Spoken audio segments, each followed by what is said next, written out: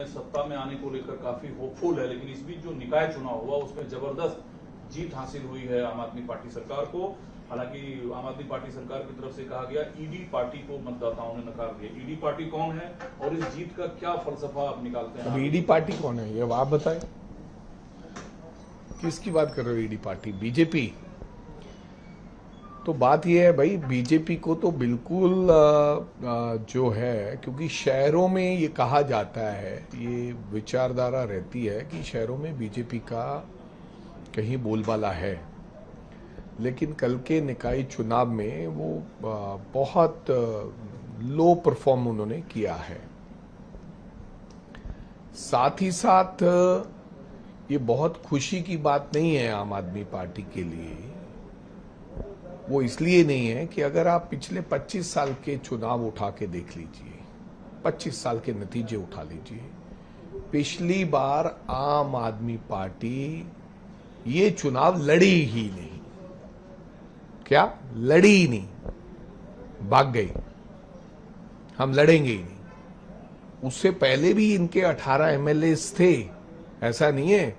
Principal opposition party इनकी थी, लेकिन चुनाव लड़े ही नहीं और कुछ आया ही नहीं इनको, लेकिन सरकार इनकी बन गई। उससे पहले जब कांग्रेस की सरकार थी, हमारी सरकार थी, तो कोई नहीं, अकाली दल की सरकार थी तो अकाली दल के बने।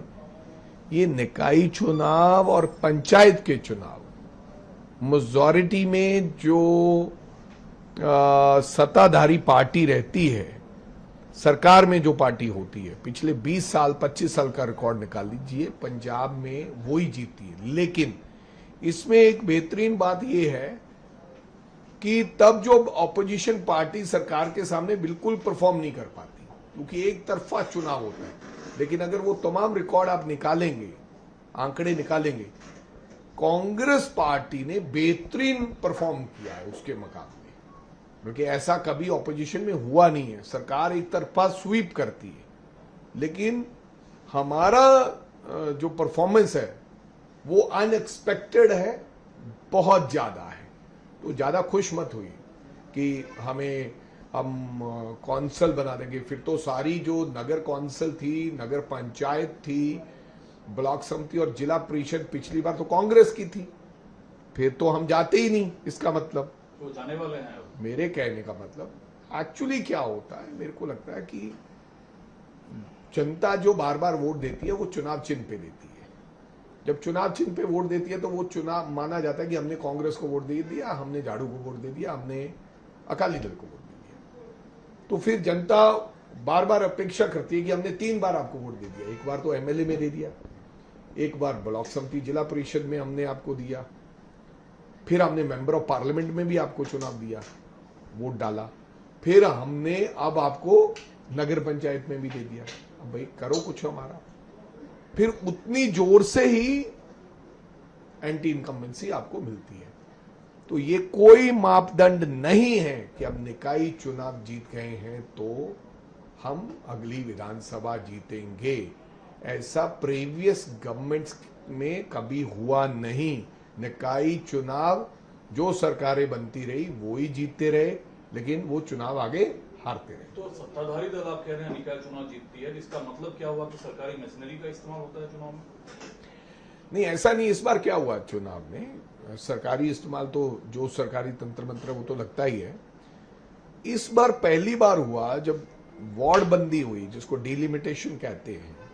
हमारे समय में ये होता था, एक गली इधर लगा दी, एक गली इधर लगा दी, या ये 2 गलियां उठा के दूसरी तरफ हो गई कि वार्ड बदल गया। भाई पिछली बार 4 था, इस बार 3 हो गया।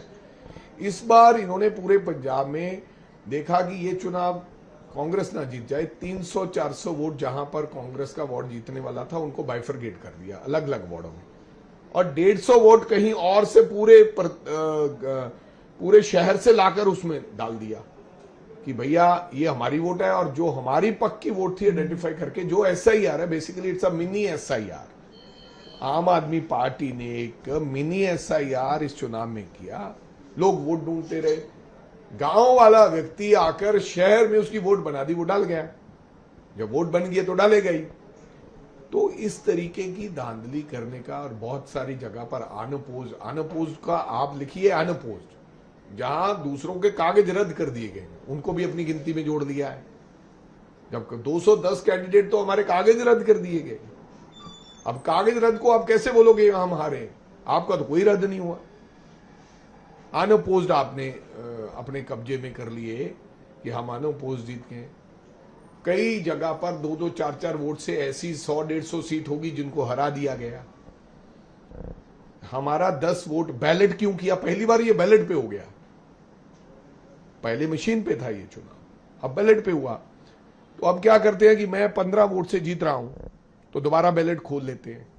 वो देखते हैं कि अगर वो स्टैंप थोड़ी सी भी उधर लगी है तो बोले नहीं ये तो कैंसिल है, तो हमें बराबर करके हरा दिया। तो ऐसी भी कुछ सीटें हैं, ऐसे चुनाव जीते जाते हैं। चुनाव में जाने से पहले कांग्रेस के सामने सबसे बड़ी चुनौती है एकजुट कांग्रेस। आप वहां के अध्यक्ष हैं, कल मीटिंग हुई, मीटिंग में कहा जा रहा है कि बाजवा साहब की कुछ हाईकमान के साथ गुड टर्म में डायलॉग नहीं हो पाया, वो मीटिंग खत्म होने से पहले निकल गए। आपने तो कहा था मैं कोई कंट्रोवर्शियल सवाल नहीं पूछूंगा। नहीं है ये, आपने कहा था मैं तो निकाय चुनाव पूछूंगा। लेकिन फिर भी आपको बता दूं, ये मीडिया की क्रिएशन है, आप जैसे भाइयों की क्रिएशन है जो अपनी दुकानदारी चलाने के लिए ऐसा चला देते हैं। बाजवा साहब, हम सब लोग इकट्ठे हैं, अंदर किसी प्रकार की कोई लड़ाई झगड़ा नहीं हुआ है। और आपको कैसे किसी को पता चला कि लड़ाई हुआ है? हम तो सब, बाजवा साहब, हम सब लोग इकट्ठे गए और एक एक बार मिलते रहे और जो मिलता गया वो आ गया। बाजवा साहब आगे, कोई लड़ाई नहीं है, आप पूछ लीजिए। तो मीटिंग का इशू क्या था फिर? मिलना, कैसे चलना है, क्या चुनाव करना है, कैसे लड़ोगे चुनाव, कब हम मैदान में उतरेंगे, कब कैसे कैंपेन करना है और क्या क्या इश्यूज आपको लेने हैं, ये इश्यूज